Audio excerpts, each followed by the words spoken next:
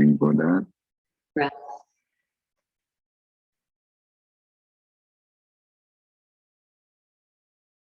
Mm.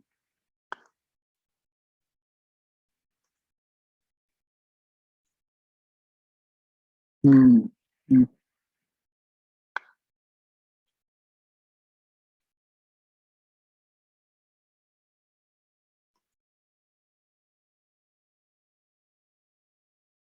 Mm. Mm. Mm. Mm. Mei, go ahead, Mei. Namo Fundamental Teacher Sakyamuni Buddha. Namo Fundamental Teacher Sakyamuni Buddha. Namo Fundamental Teacher Sakyamuni Buddha.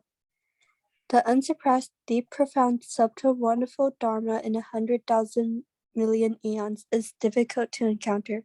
Now that I've come to receive and hold it within my sight and hearing, I vow to fathom the thus come one's true and natural meaning. Okay, that's good. Thank you. Okay, we will do 1 minute meditation. All right. Okay. Keep our back straight, our neck straight, close our eye. Inhale and exhale to the nose. And if you see your monkey mind, don't go with them. Okay, just go back to your inhale and exhale. If don't hold your breath, just do it naturally if you could. If you lose track of your counting, start from 1. Okay. All right. Let's do that.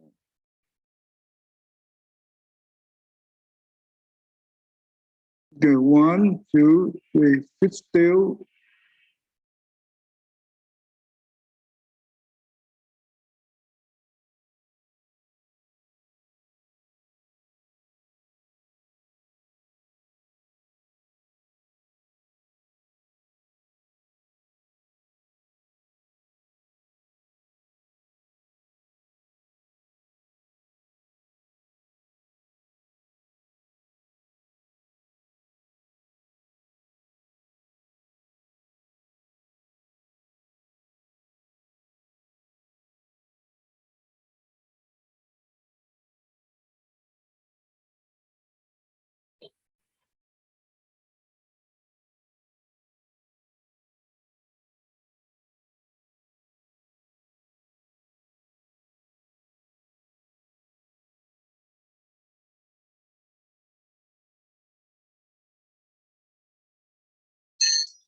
Good, thank you.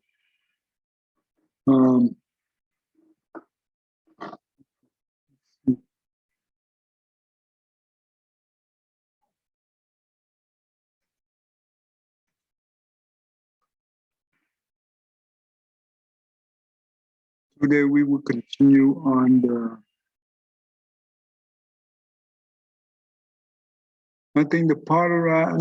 over-generalization. I think we already learned a little bit about this, right? And I don't know which one. Okay. Did we learn about this yet? I don't think we talked about this last week. No, not last week, the week before that. But anyway, we can go ahead and try it. Larry. Yeah, that's right. Go ahead. You can start from here. Overgeneralization. When people overgeneralize, they reach a conclusion about one event and then incorrectly apply that conclusion across the board. Okay. Go ahead and do example number 1. You make a low... Huh? Okay, go ahead. Example 1. You make a low score on one math test and conclude that you're hopeless at math in general. You have a negative experience in one relationship and develop a belief that you just aren't good at relationships at all. Good, that's good. Tell me what's wrong with this example?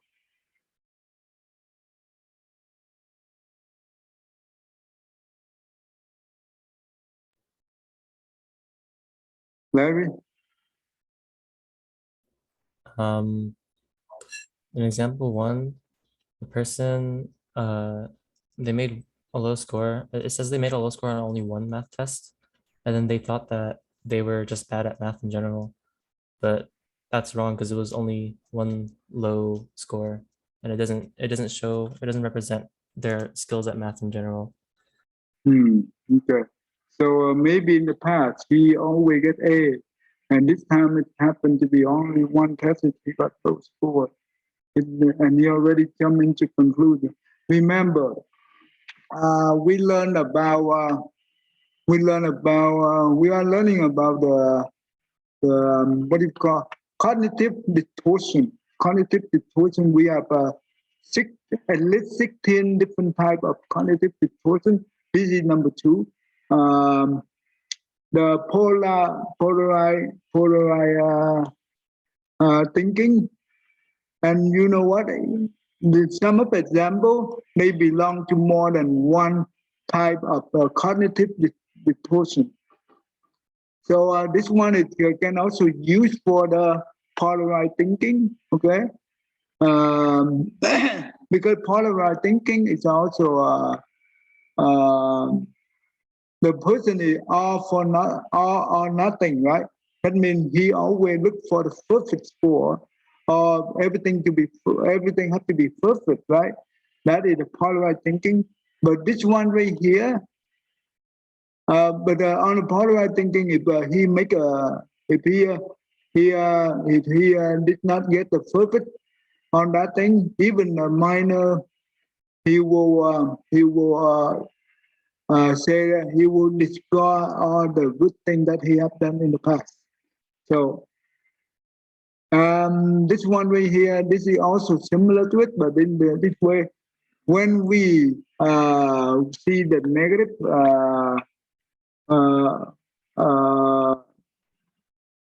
on the negative event, right? Negative on something, and we go ahead and generalize and jump into the conclusion for that specific. So, for example, we're talking about the math, right? Usually he always get A, right? Suddenly, right now he got low score. He used that negative and he jumped directly to the conclusion. That is a very scary. So who can help me to change it into positive? Anyone? Aaron, will. Which example? Example number 1, can you be able to change to the positive? Like change the statement to a positive statement? Yeah. Like do I have to like repeat the whole example and like just like reword it or something, or do you just want me to like explain how I could like make it some like positive? Can you make once rephrase in the way the positive? Well, I guess like instead of like concluding that you're hopeless, you can just try better, like just take it as like a learning lesson and like try to like make it better in the future. Okay. So maybe something like this. I have studied hard, right? But I don't know why I got the low score on this one. But you know what? I will look at the problem that is incorrect, and I will review it, and I will make sure I be able to understand the one I make a mistake on it. I will make sure that I try the best to solve the problem. Then the next time I will try harder so I can become better. Okay, so something like that. So that's how we should always thinking in positive, don't think in negative, because when we have a negative, easily for us to give up. Okay.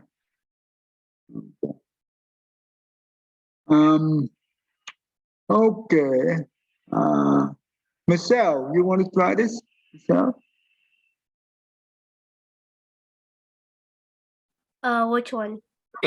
you have a negative. You have a negative experience in one relationship and develop a belief that you just aren't good at relationships at all. Number 2. I have the worst luck in the entire world. When you overgeneralize something, you take an isolated negative event and turn it into a never-ending pattern of loss and defeat. Okay, well, can you be able to transform the example statement from the example 2 into positive? Um,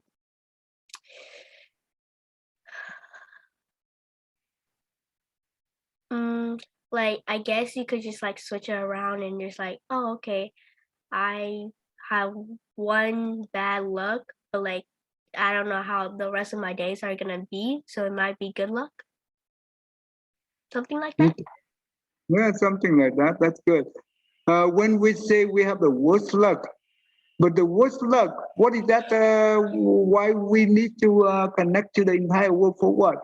If we look at in the world right now, right, compared to the people who are, let's say that we compare to, if we look up, right, we look up, we cannot compare to other people. But when we look down, we are more fortunate than other people. A lot of people in the world right now, you know what, in the Ukraine, Ukrainian people, they are very suffer, right?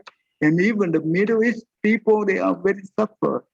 We still look at the people who are they have no shelter, they have no food to eat. How could we say that I have the worst luck in the entire world? That's not true, really not true.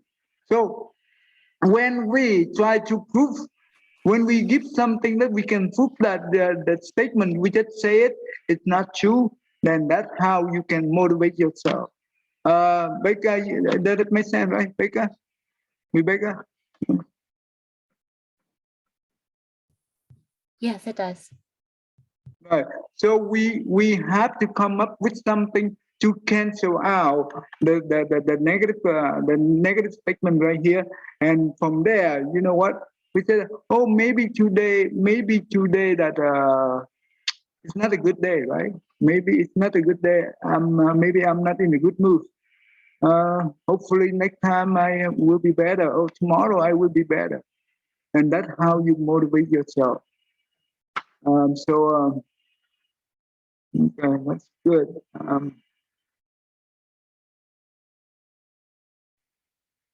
Okay, Becca, you want to try number 3? You speak up at a team meeting and your suggestions are not included in the project. You leave the meeting thinking, I ruined my chances for a promotion. I never say the right thing. Overgeneralization can also manifest in your thoughts about the world and its events. Okay, what do you think? What do I think it means? Yeah, no, I mean that. How do we change this negative? Oh, instead of thinking that you've ruined your chances for a promotion forever, maybe work towards coming up with better ideas for the next meeting. Okay. Yeah, something like that. And it's also very important when we work at the company, we have to think about the teamwork. Don't think about the individual. Because whatever we do, we contribute at the teamwork. And you know what? The team, they look at the company, they look at the benefit of the company. They don't want to look at the individual, even though sometimes our idea is good, but it doesn't work out for the whole world, for the whole team. And it's okay. Maybe next time it will be okay. So what we can say is, well, maybe the idea we give to them it's not suit for the teamwork. Maybe we can hopefully next time I will hopefully they will use it, or hopefully we can contribute the idea that for the teamwork, not the idea for the individual. Does it make sense, right, Becca? Isn't it? Yes, it does. So when we say something like that, and that means the feeling of sadness or the feeling of anxiety, it will decrease and eventually it will go. That's the whole idea we learn about this thing. We learn all this thing here to recognize it and try to transform it. Okay, that's important. Serena, Yeah, number four. Number four. or you're running late for work and on your way there you hit a red light. You think nothing ever goes my way. What do you think? How do we change it?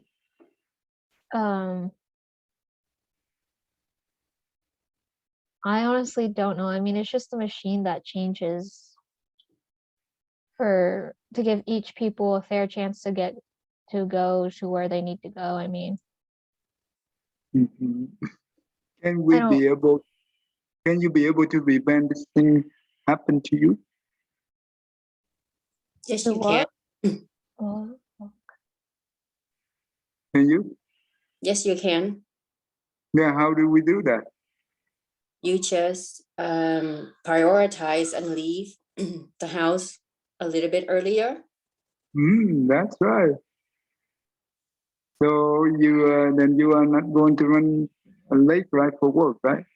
Yes, And give yourself enough windows for time. and even though when we hit the red line, if nothing happened, is that true?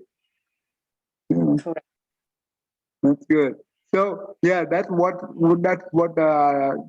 when we learn this thing here, we have to whenever something is tricked our emotion, whatever trick our emotion, it relates to because we focus on the self, on the ego. We are always focused on the self, on the ego. That means we always think about us. We don't think about others. That's what emotion about. In Buddhism, when you learn the eight consciousness, I will show you here. I don't know I have in here or not. And you know what? I will go back to here. Just be patient. I hope I have this. Oh yeah, I do. I do. Okay, look at this thing. Can you see this model? Yes. Okay. Baker, did I show you this one before? Yes, I think a few weeks ago I saw it. Okay. This is the Buddhist view how the mind works. It's parallel with the medical view, but it's beyond medical view. Okay. So we have the first five senses, right? That means the eye, the ear, the nose, the tongue, and the body. The mind is the sixth one. It's control this five right here. This five right here, it represents the body and the mouth. Okay, the body and the mouth. In Buddhism, when we're talking about the karma, there are only three types of karma. Karma, it means action, right? The action of the mind, the action of the mouth, and the action of the body. From these three actions, we create either 10 good deeds or 10 bad deeds. The mind, the three bad deeds about the mind, that means greedy, hatred, ignorance. That means foolish.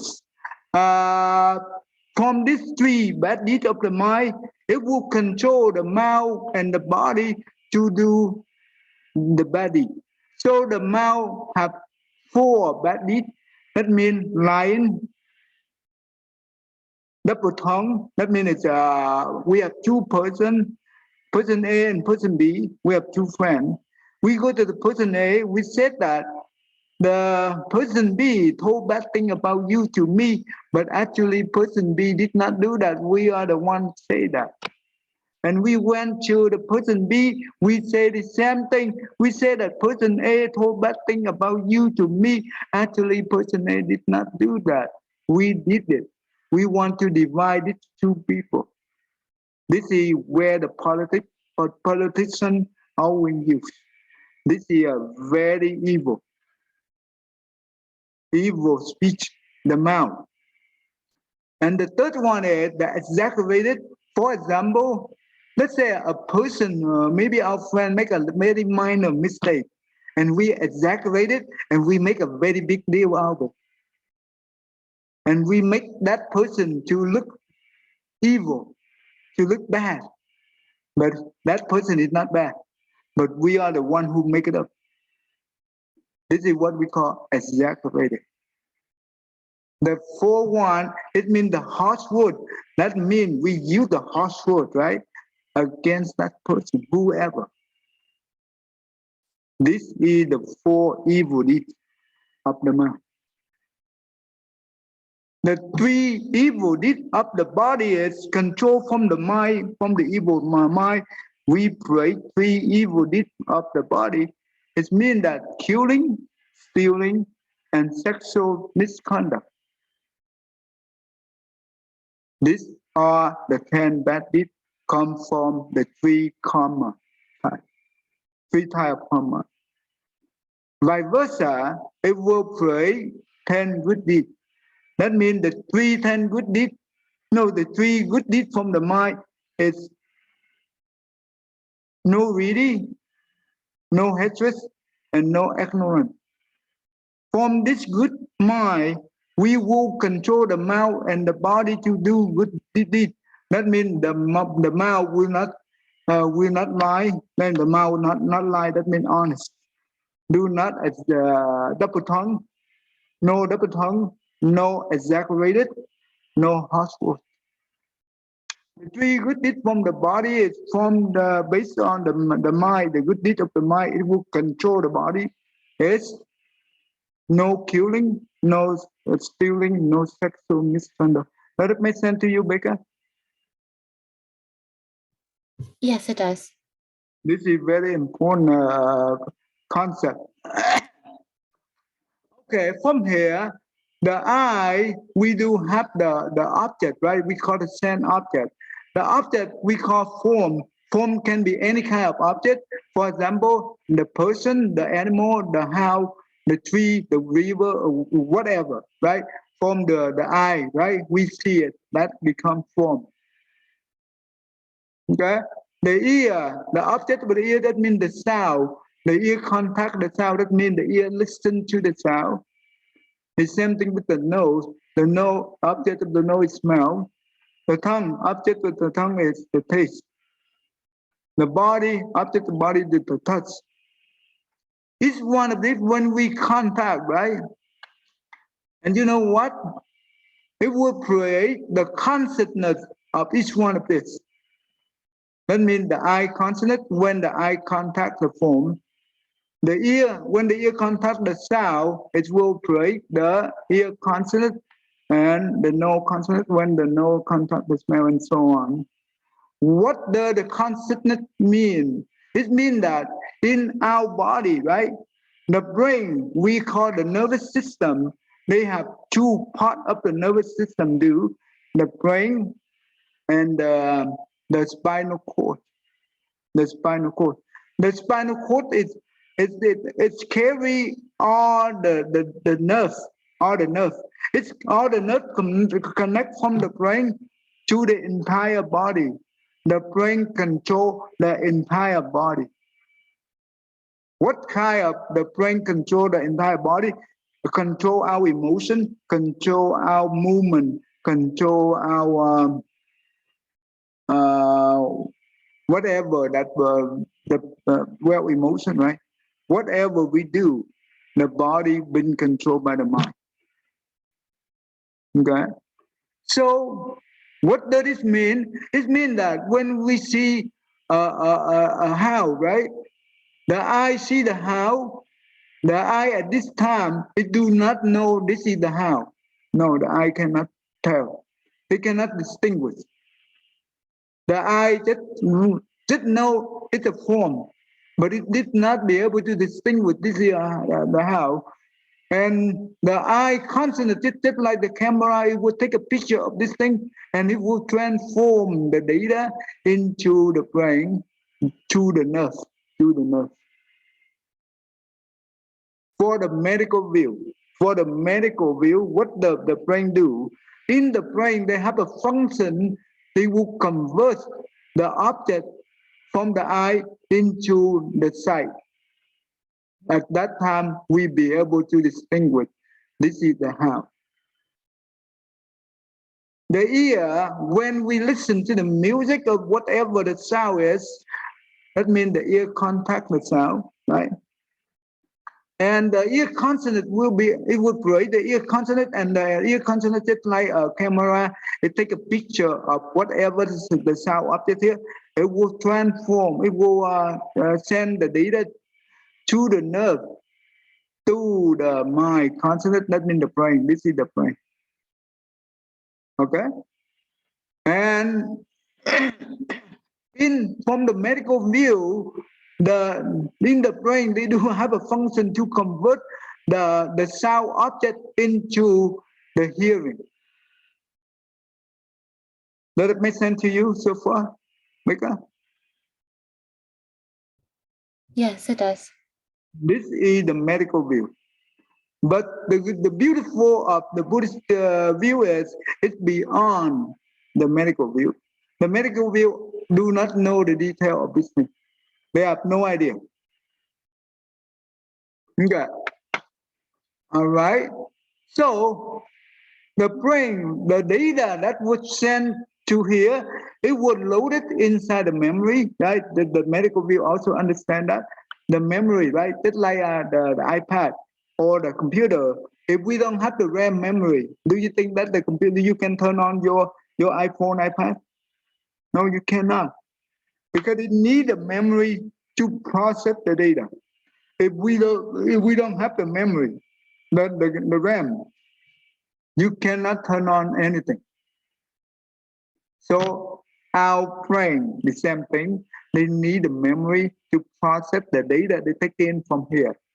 They process it and they will send to okay, this guy right here, we call the mana consonant. It also have the name called the emotional affliction. Why it's emotional? Because the mana consonant in Buddhism, it means the self, the ego. This is important. There are 4 different cells: the self delusion, the self view, the self pride, the self love. The self delusion, it means that this body right here, the physical body and the mental body right here. In Buddhism, we divide into 5 aggregates. You know what?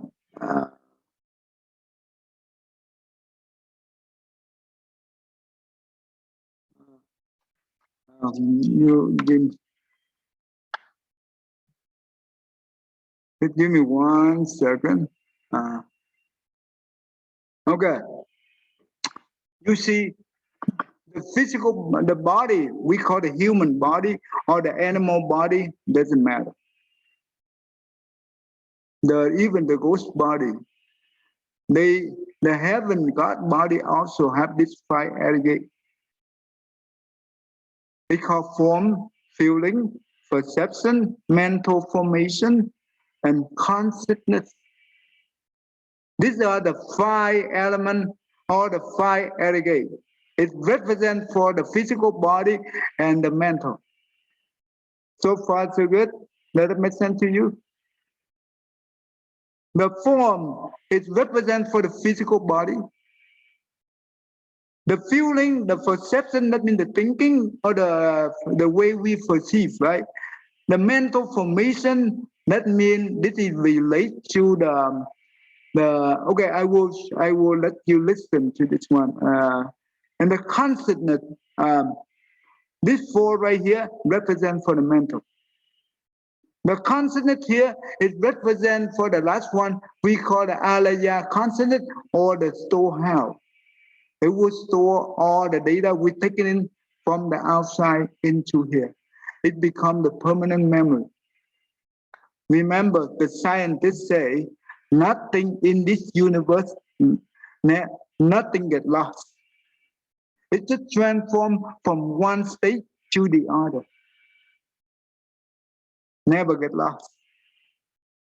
So then where the data stay, it have to stay somewhere in the memory. This is called a permanent memory. Remember, the medical view for the permanent memory, they are different from the Buddhist. The permanent memory in Buddhism, we talking about not only one lifetime. We believe in the reincarnation. That's why it's we've been through many lives.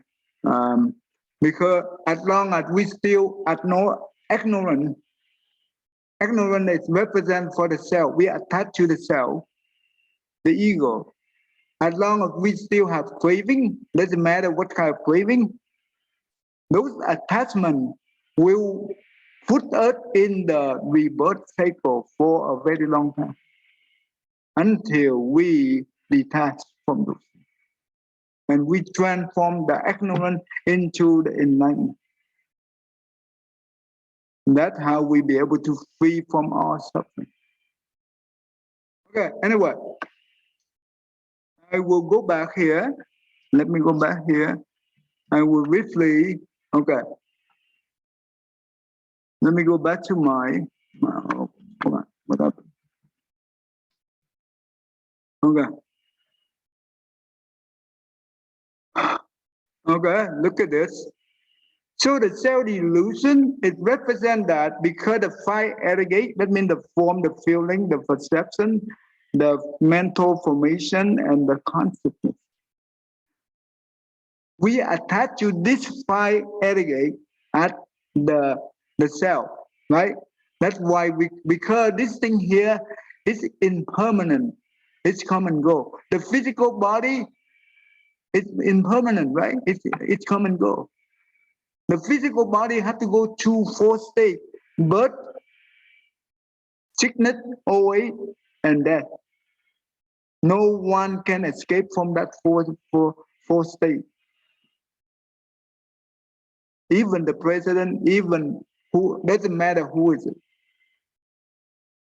Even the Buddha, when he appeared in this world, he had to go with the law of the earth. And you know what? When we go out the space, right?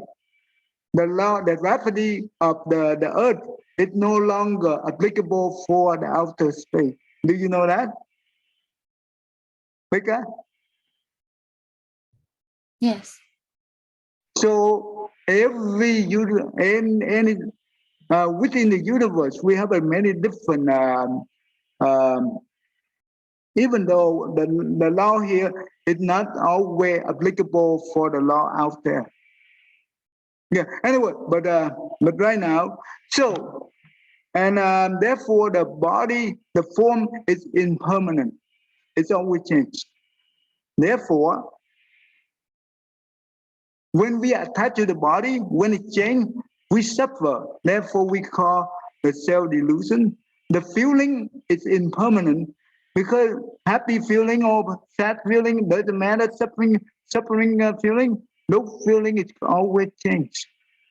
Yet you can have a happy feeling, but it won't stay with us forever. It's come and go.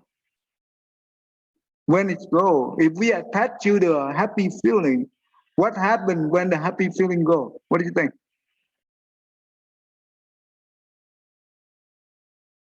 Becca, what do you think? Then you're depressed.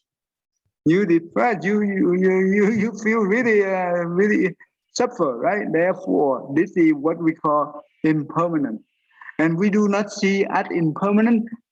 And when we attach to it, we suffer. Therefore, we call the self-delusion. The perception, that means the thinking, also impermanent. The mental formation, I will show you what is the mental formation. The mental formation more into psychology. Just like we learn the Buddhist psychology, when we contact something and the mind pay attention to it, and it will trigger the emotion, and the emotion control the mind. Those things we call mental formation. Okay. I will talk more into it, you to understand.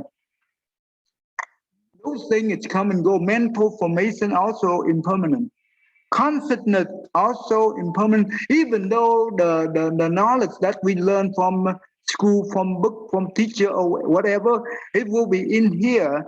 Those knowledge or experience, do you think that they always stay here forever? No. It's also impermanent. So if this guy right here, always attach on the data inside this storehouse, that's why we call self, right? This is also delusion. So the self view, that means, let's say that, let's go to Russia, right? The Putin. His view for the Ukraine is different from the NATO view, from the US view. So each one of us have a different view. If we have a different view, and you know what, when those different views collide, we will suffer, right? This is called the self-view. Yeah? Tay, sorry, I have to go. Yeah, Yeah, thank you. Thank you, bro. So you understand, right? So the self-view is very important. So Serena, you understand, Serena? Yeah.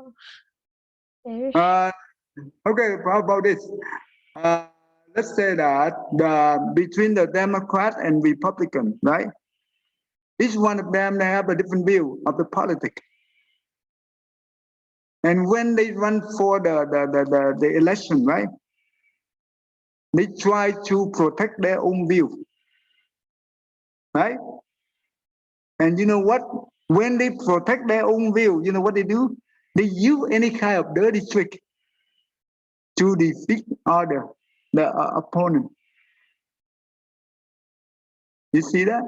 Does it make sense? Yeah. So when we don't hold, and when we holding on our view, right? If some other people have the view different than us, then you know what? We suffer. So for the example that, let's say that the previous example that when we are in the company, we go to the team meeting, right? In the team meeting, we discuss many different issues, many things, and each one of us have a different way to give the solution, right? My solution is a little bit different from your solution.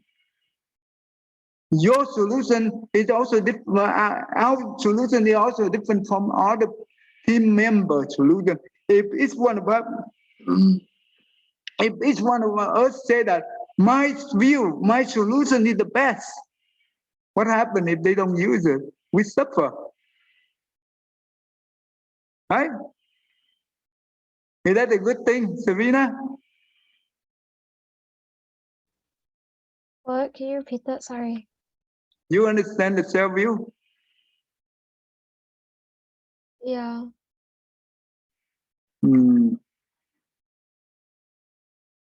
Big William, you understand the self-view, bro? Not that much. Not that much. Oh my goodness. Becca, can you help them to understand? From what you were saying, I think it's just not taking every little thing to heart. If something happens and someone doesn't choose what you want them to choose, you can't take it personally, because that's being like more selfish. You have to look at it from a different aspect and see why they didn't choose that. Okay, that's right. That's good. Let us help. Where? Yeah. Yes. Okay, good. Okay, speak your language. Okay, good. The sale price That means if we say that we are number two, right? No one dare to be number one. No one dare to be number one. If they are number one, we suffer. Okay? Self-pride is just like the ego. Okay? The arrogance. Does that make sense? When we so arrogant, do you think that we can learn anything from other people? Aaron, Sorry? when we are arrogant, right? Do you think we can learn from other people? No. Why not? Because when you're arrogant, you're going to have a big ego, and you're not gonna probably take others' advice and be entitled to your own thinking. Okay. Is that a good thing or bad thing? A bad thing? Very terrible thing, right? Mhm. That's good. Okay. Self-love. Let me give you an example so you understand the self-love. Self-love is mean that whatever we love, right? The house, the family, the whatever belongs to us, we call self-love. All right, there was one time the queen, right, asking the king, Majesty, right? Majestic, do you love me? The queen asked the king, Majestic, do you love me? The king said that, I love you just like I love my own body. And you know what the queen said? Really? And the king said, yes. And the queen said, what happens if one day I have an affair with other men? What are you going to do? I kill you. I will kill you. And you know what the queen said? The queen said, oh, the majestic, you say you love me, but you love you more than you love me. Does that make sense? Becca, does that make sense? I think so. When we say we love someone, are we really love someone unconditionally?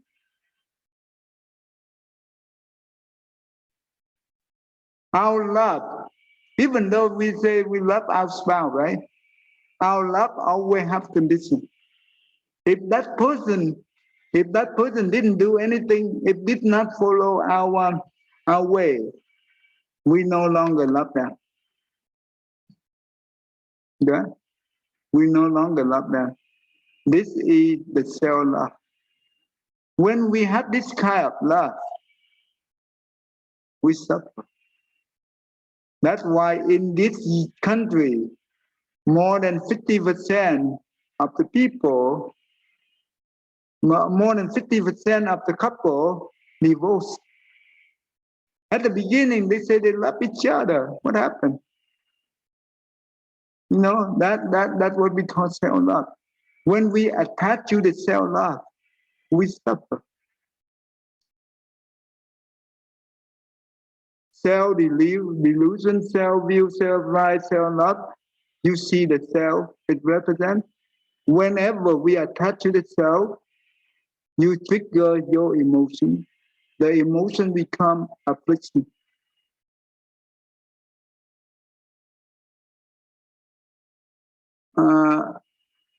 Serena, you understand so far?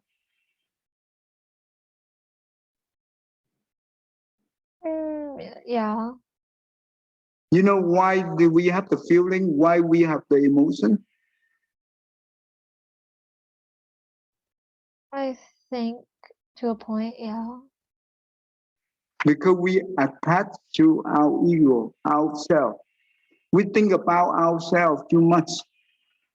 We don't think about other people. The more we think about ourselves, the more suffer we get. So does that make sense to you, Baker? Yes, it does. And therefore, in Buddhism, Buddha always teaches us to detach from the self. Instead of we think about ourselves, we think for others. When we think for others, it becomes the loving kindness and compassion. This is the universal love. Because the love not come from the self, but to others, not to the self. Even though the other people, when we help them, right? We help them, we try the best to help them. When they encounter the situation, we help them. Later on, even though when they come back and they don't agree, they do not appreciate of our help, we don't feel bad. It's okay. Because we do not attach to the self when we help them. If we attach to the self, ourselves, our ego, when we help them, you know what? After that, they walk away. They don't even appreciate for what we did, and they also come back and treat us badly. We suffer because we attach to the self when we help. Does it make sense to you, cô Hạnh Nhân? Yeah. This is important. So in Buddhism, we always focus, instead of focus on the self, we focus on other beings. When we look at their suffering, just like our own suffering, then therefore we empathy with sympathize. We be able to understand them, we be able to help them at their need. If later on they come back and they try to walk away from it and they don't appreciate, it's okay. Because everything, when they come to us, is an affinity. Affinity, that means the connection we have with them in the past. If they walk away, it's okay. Maybe the affinity is done. It's all right. We don't carry any kind of resentment. Later on, I will go into that thing into detail so you understand. Okay, anyway, let me come back here. So let's say that whatever the data inside the memory, right?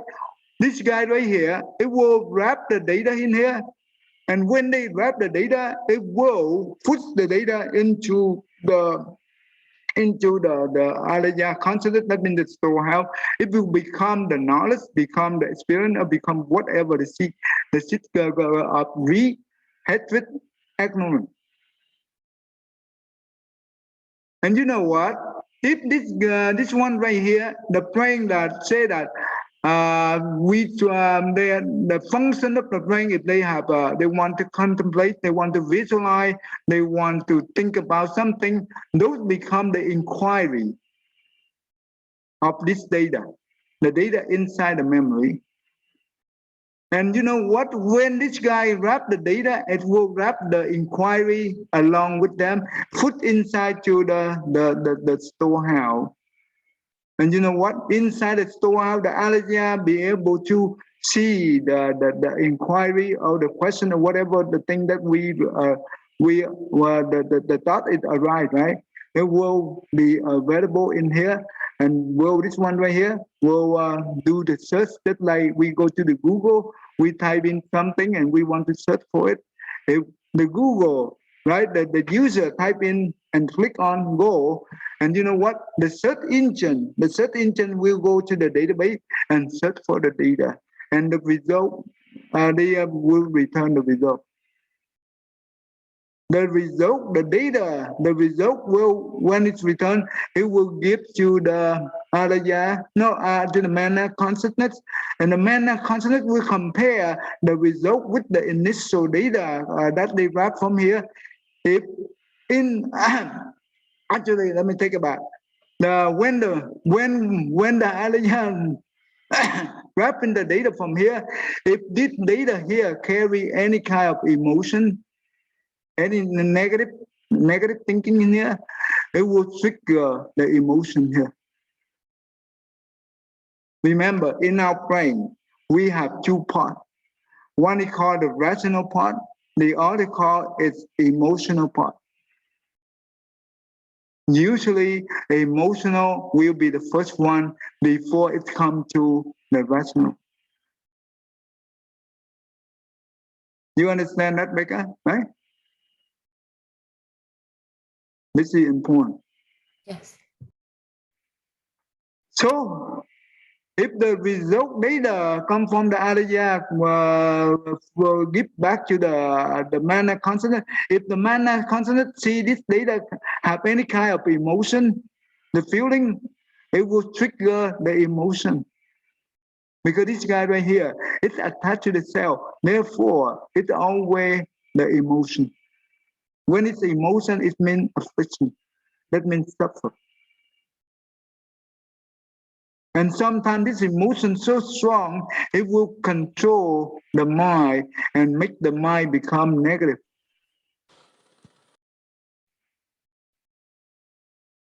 This is important, right?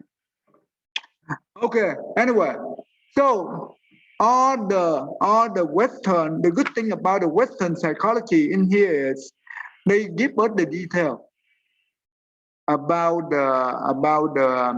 the cognitive distortion. At least we be able to learn 16 different cognitive distortion type, right? 16 type of those things.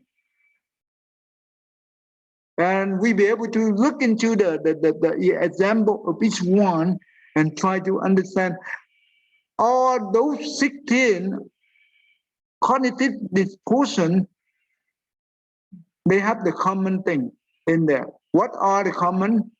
The self. The self. The self. The ego.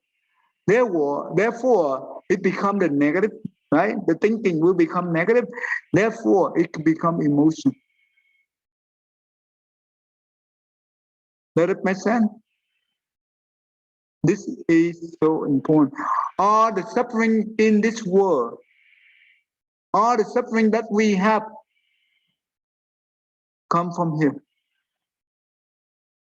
In the Four Noble Truths, right, of the Buddha's teaching, the first noble truth is the truth of suffering. That means the suffering that we have, from physical suffering to the mental suffering, we have 8 different types of suffering. The physical suffering, that means birth, old age, sickness, and death. The mental suffering, that means we have our loved one depart from us. That means they die, right? Or they go far away, that we don't see them anymore. That is the first one for the mental suffering. The second mental suffering is if someone that we dislike so much, and we have to confront them every day, or very often, it's very suffer. We have to see them every day. Do you think it's suffer? Very suffer. The third mental problem is whatever we want, we don't get it. It's also suffering. And the fourth one is the 5 aggregate. That means the body and the mind. It keeps changing, but we do not know that it's impermanent. We hold on to those things. We suffer. That means the self-delusion.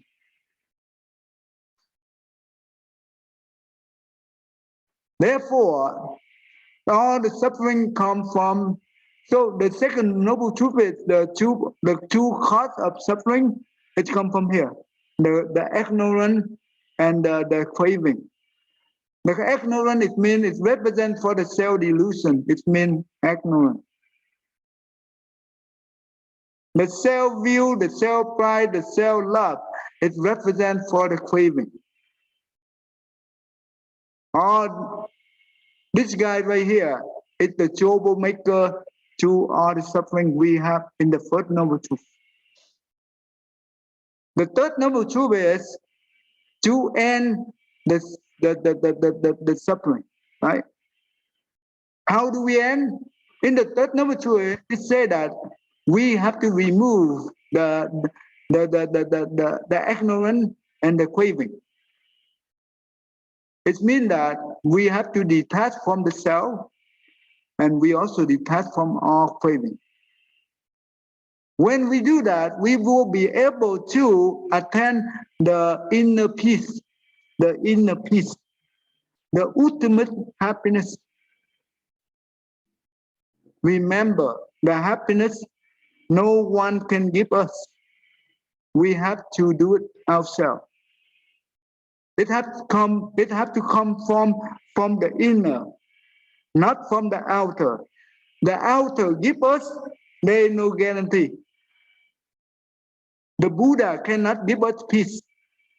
He gives us the Dharma, we practice, and we have to gain the peace for ourselves. The Buddha is not God. The Buddha is just the teacher, because he's the one who walked on the path, and he showed us the way, how to do it. He is a good teacher. Okay? And the Four Noble Truths, the two paths leading to ending the suffering. That means in order to succeed the third noble truth, the fourth one is we have to practice the Eightfold Path. That's how we be able to remove the ignorance and the craving. There are Eightfold Paths: right view, right contemplation, right speech, right action, right livelihood, right effort, right mindfulness, and right concentration. This is important. Okay. Anyway, but do you have any question for me before I go on? Because does it make sense so far? Yes, it does. But do you have any question for me? Mm-mm.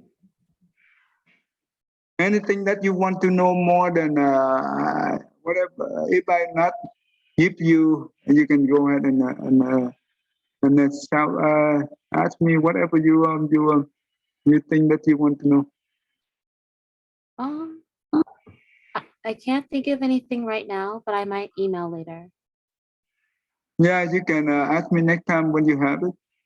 Michelle, everyone here, you understand so far, Con? Michelle? Are you there? Yeah, Ty. You understand, Aaron? How much you understand? From 1 to 10? Like 8. Oh my goodness, really? Well, That make actually, me more very- like a 7. More like a 7. Okay, that's good. That's even okay. Victor, how much you understand, God? Serena, how much you understand? Pretty well to a point. Huh? What? Pretty well to a point. From 1 to 10, tell me how much you understand. About a 7. Okay, that's good. Cô Sang Nhẫn and Nguyên, how much you understand? A good 8.5. 8.5. Oh my goodness. I would say about 50%. Only 50% because you haven't go to the flat more. You have to go attend the flat more. So That's right. you will be. Okay, that's okay. Michelle, how much you understand, God?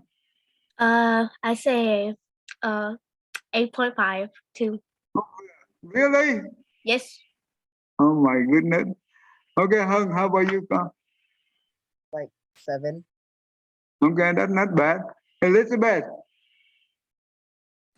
6.5. Okay, you are discount.